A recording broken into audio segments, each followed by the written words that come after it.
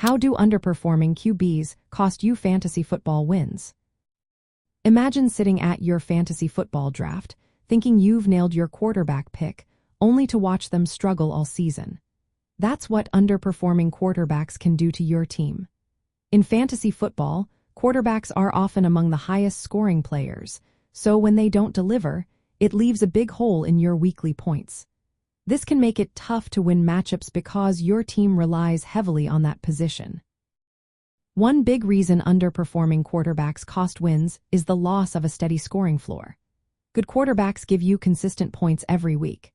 When a quarterback underperforms, their points can drop below what you need to win. That inconsistency can turn close games into losses because you're not meeting your projected totals.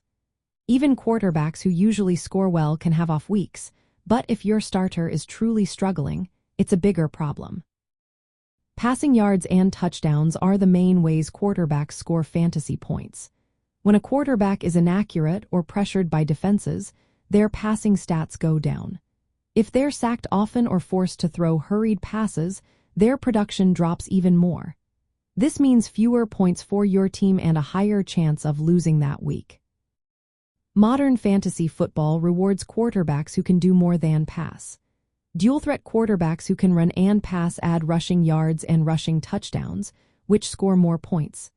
If your quarterback only throws but can't run, and they're having a bad passing day, your team suffers. Pocket passers who don't run or perform poorly in passing are more likely to cost you wins.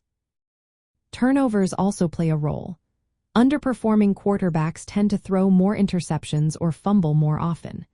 These turnovers cost you points directly and can shift momentum in real games, limiting their scoring chances. The more turnovers, the fewer points you get, and the more likely you are to lose. Opportunity cost is another factor.